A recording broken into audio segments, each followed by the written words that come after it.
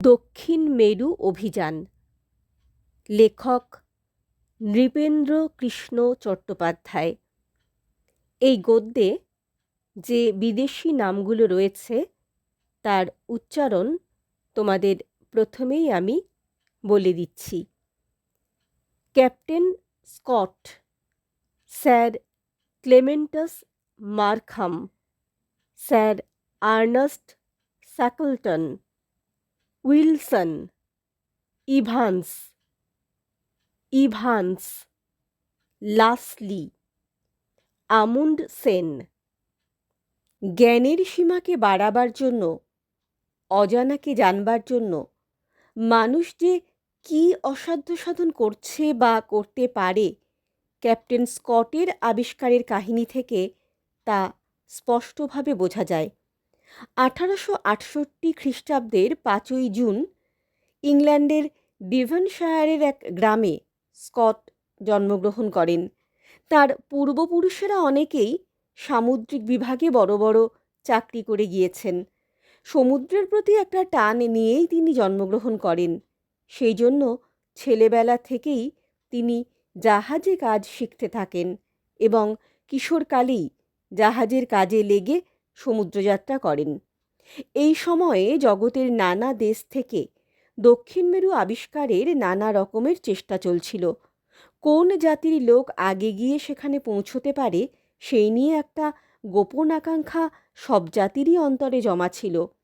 Scott যখন commander হন সেই সময়ে ইংল্যান্ডে দক্ষিণ মেরু অভিযানের জন্য একটা দল গড়া হচ্ছিল। রয়্যাল জিওগ্রাফিক্যাল সোসাইটি এই অভিযানটির আয়োজন করেছিলেন। একদিন স্কট লন্ডনের পথে বেড়াচ্ছেন, এমন সময় উক্ত সোসাইটির প্রেসিডেন্ট স্যার ক্লেমেন্টাস মার্খামের সঙ্গে তাঁর দেখা। স্যার মার্খামের সঙ্গে পরামর্শ করে স্কট এই অভিযানের অধিনায়কত্ব গ্রহণ করলেন। 1901 সালের আগস্ট মাসে ডিসকভারি নামক জাহাজে স্কট তাঁর দলবল নিয়ে ইংল্যান্ড থেকে দক্ষিণ মেরুর দিকে যাত্রা করেন। তাঁর সঙ্গে আর একজন খুব বড় নাবিক ছিলেন, তার নাম স্যার আর্নেস্ট স্যাকলটন।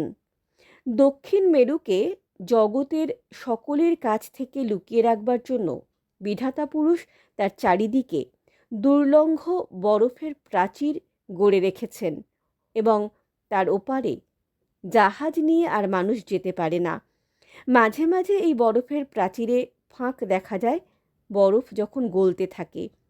ক্যাপ্টেন স্কট তাঁর দলশুদ্ধ সেই বরফের প্রাচীরের মাঝে এসে উপস্থিত হলেন, কিন্তু বরফের মধ্যে দিয়ে যাওয়ার কোনো পথ না দেখে তিনি ফিরে আসতে বাধ্য হলেন এবং 1902 সালের ফেব্রুয়ারি মাসে কিং এডওয়ার্ড দ্বীপে নোঙর ফেলে রইলেন। তখন দুরন্ত শীত, সমুদ্রের জল জমে বরফ হয়ে গেছে। তারা ঠিক করলেন যে আর কিছুদিন পরে স্লেজে করে যাত্রা করা যাবে। মাস কয়েক কাটিয়ে 1902 সালের নভেম্বর মাসে স্লেজ যাত্রার সমস্ত আয়োজন হয়ে গেল। ঠিক হলো যে স্কট, স্যাকলটন ও উইলসন মাত্র এই 3 জনে যাত্রা করবেন এবং সঙ্গে 19টা কুকুর নেওয়া হবে। যাত্রা শুরু হলো সেই নির্দিষ্ট দেশের দিকে। কিছু দূর যেতে না যেতে নানা প্রকারের বাধা আসতে লাগলো। ক্রমশ তাঁরা এগোতে লাগলেন। যেখান দিয়ে যান সেখানে এক এক জায়গায় তাঁবু ফেলে খাবার রেখে যান এবং প্রত্যেক তাঁবুর উপর একটা করে পতাকা গুঁজে রাখেন, কারণ ফেরবার সময় যখন খাবার দরকার হবে তখন এই সমস্ত তাঁবু থেকেই তা পাওয়া যাবে এবং ফেরবার পথেরও নিশানা হবে। সমস্ত নভেম্বর আর ডিসেম্বর মাস তাঁরা সেই বরফের মধ্য দিয়ে ধীরে ধীরে অগ্রসর হলেন। যতই এগোতে লাগলেন ততই বরফের ঝড় তীব্র থেকে তীব্রতর হয়ে উঠতে লাগলো। কুকুরগুলো ক্রমশ অবশ হয়ে আসতে লাগলো। এই রকম অবস্থায় আর বেশি দূর এগোনো যায় না দেখে স্কট ফিরলেন। ফিরবার পথে বিপদ আরও ঘনিয়ে এলো। স্যাকলটনের হলো অসুখ। খাবারের ডিপোগুলো এত দূরে দূরে পোতা হয়েছিল যে এক ডিপো থেকে আর এক ডিপোতে পৌঁছতে সবাই ক্ষুধায় অবসন্ন ও অজ্ঞান হয়ে পড়তে লাগলো, বিশেষ করে কুকুরগুলো। তারাই স্লেজ টেনে নিয়ে চলেছে। সেই জন্য কুকুরের খাবার জোগাবার জন্যে নিরুপায় হয়ে তাঁরা এক একটা কুকুর মেরে তারই মাংস অপর কুকুরগুলোকে খাওয়াতে লাগলেন। এই রকম করে তাঁরা কোনো রকমে জীবন নিয়ে সে যাত্রায় আবার কিং এডওয়ার্ড দ্বীপে ফিরে এলেন। কয়েক মাস সেই দ্বীপে কাটিয়ে আবার যাত্রা শুরু করলেন। এবার সঙ্গে মাত্র দুজন সঙ্গী, ইনভান্স আর লাস্টলি। এবার তাঁরা চাকাওয়ালা স্লেজে যাত্রা করলেন, সঙ্গে কুকুর নিলেন না। কিন্তু অনেক দূরে যাওয়ার পর খাদ্যের সংস্থান ফুরিয়ে আসতে লাগলো। এবারেও তাঁরা ফিরতে বাধ্য হলেন। 1903 সালের শেষাশেষি আবার তাঁরা তাদের জাহাজে ফিরে এলেন এবং ঠিক করলেন এবারকার মতো ইংল্যান্ডে ফিরে যেতে হবে। কিন্তু নতুন বিপদ ঘটল। সামনের সমস্ত পথ বরফে বন্ধ হয়ে গেছে। 12 মাইল পর্যন্ত ঘন বরফ পথ আটকে দাঁড়িয়েছিল। তাঁরা নানা রকমের যন্ত্র দিয়ে সেই বরফ কেটে পথ তৈরি করতে লাগলেন। কিন্তু কিছুদিন চেষ্টা করে বুঝলেন এ অসাধ্য সাধন। বরাতক্রমে সেবার খুব শিগগির বরফ গলতে আরম্ভ করল এবং কিছুদিন যেতে না যেতেই স্কট দেখলেন বরফ গলে তাঁদের যাওয়ার পথ তৈরি হয়ে গেছে। তারা এ যাত্রায় কতদূর গিয়েছিলেন তার থেকে আরও 463 মাইল দূরে ছিল দক্ষিণ মেরু। তারা এ যাত্রায় যত দূর গিয়েছিলেন তার থেকে আরও 463 মাইল দূরে ছিল দক্ষিণ মেরু। কিন্তু এর আগে কেউই আর দক্ষিণ মেরুর এত কাছে আসতে পারেননি।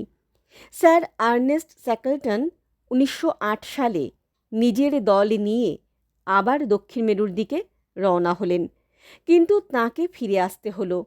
তবে এবার আরও 97 মাইল যেতে পারলেই স্যাকেলটনের ভাগ্যেই দক্ষিণ মেরু আবিষ্কারের প্রথম গৌরব লেখা থাকত।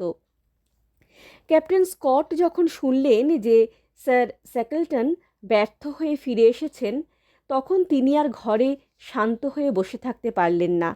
ঠিক করলেন যে এবার তিনি যে যাত্রা করবেন তাতে হয় দক্ষিণ মেরুতে পৌঁছবেন, নয় ইংল্যান্ডে আর ফিরবেন না।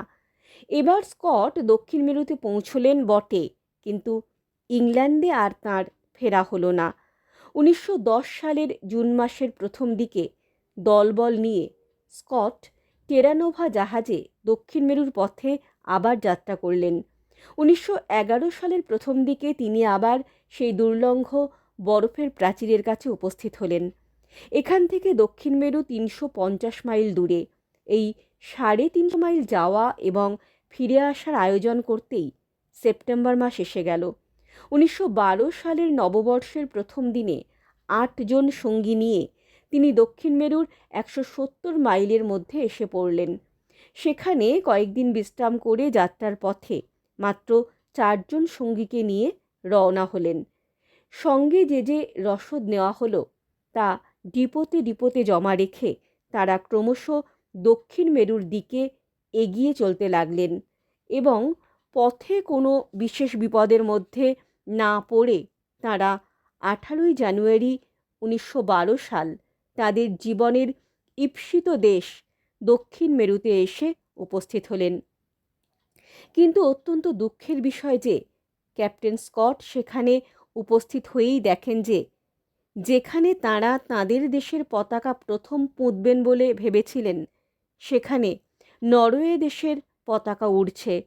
তাঁদের কয়েক সপ্তাহ আগে নরওয়ের বিখ্যাত আবিষ্কারক আমুন্ডসেন দক্ষিণ মেরুর প্রথম আবিষ্কর্তার গৌরব অর্জন করে চলে গেছেন। সেই জনমানবহীন অনন্ত তুষারের দেশে নরওয়ের পতাকা আর কাষ্ঠফলকে আমুন্ডসেনের নাম তার বিজয়বার্তা ঘোষণা করছে। এবার ফেরবার পালা। যাওয়ার সময় তখন কোনো বিপদ হয়নি, কিন্তু ফেরবার মুখে পথে পথে ভয়াবহ বিপদ এসে বাধা দিতে লাগল। হাওয়া আর বয় না, তার জায়গায় বয় জমাট বরফের কণা। দিনের পর দিন আকাশ পৃথিবী কিছুই দেখা যায় না, শুধু বরফের বৃষ্টি। সেই ভয়াবহ অবস্থার মধ্য দিয়ে শ্বাসরুদ্ধ অবস্থায় 5 জন লোক চলেছে। পথের দিশা অনন্ত তুষারপাতের মধ্যে হারিয়ে গেছে। অনাহারে সর্বশরীর অবসন্ন। একদিন সেই অবস্থায় এভান্স পড়ে গেলেন, আর উঠলেন না। শুভ্র তুষার এসে তাঁর মৃতদেহের উপর কবর রচনা করল। তুষারপাত প্রতিদিন বেড়ে চলতে লাগল। অবশেষে তাঁরা একটি ডিপোতে এসে উপস্থিত হলেন। এরপর ক্যাপ্টেন ওটস এক রাত্রে বাইরে গেলেন, কিন্তু আর ফিরলেন না। সেই ভয়াবহ অবস্থার মধ্য দিয়ে অবশিষ্ট 2 জন সঙ্গীকে নিয়ে স্কট অগ্রসর হতে লাগলেন। অবশেষে অবসন্ন দেহে নিরুপায় হয়ে তাদের সঙ্গে যে তাঁবু ছিল তাই খাটিয়ে তার ভিতরে ঢুকলেন তাঁরা। তাঁরা তখন ভালো রকমই জানতেন যে এই তাঁবুই তাদের কবর। পাশের সঙ্গীর তখন মৃত্যুশ্বাস উপস্থিত। মৃত্যুর হিমস্পর্শে তখন ক্যাপ্টেন স্কটেরও সর্ব অঙ্গ শিথিল হয়ে আসছে। সেই মৃত্যুর অব্যবহিত পূর্বক্ষণে তিনি তাঁর ডায়েরির শেষ পাতা লেখেন, গত 1 মাস আমরা যে কষ্ট পেয়েছি, আমি ভাবতে পারি না কোনো মানুষ কোনো দিন সেরকম কষ্ট সহ্য করেছে কি না। তবুও আজ ভাগ্যের বিরুদ্ধে আমার কোনো নালিশ নেই। যা পেয়েছি তা আমি মাথা পেতে গ্রহণ করেছি। যদি আমরা বেঁচে থাকতে পারতাম, তাহলে সমস্ত ইংল্যান্ড শুনতে পেত যে ইংল্যান্ডের গৌরবের জন্য তার কয়েকজন সন্তান কি কষ্টই না সহ্য করেছে। আমাদের এই মৃতদেহ আর আমার এই লেখা হয়তো জগতে একদিন সে কাহিনীর সাক্ষ্য দেবে। ক্যাপ্টেন স্কটকে যাঁরা খুঁজতে গিয়েছিলেন, তাঁরা তাঁর মৃতদেহের সঙ্গে তাঁর ডায়েরিও পান।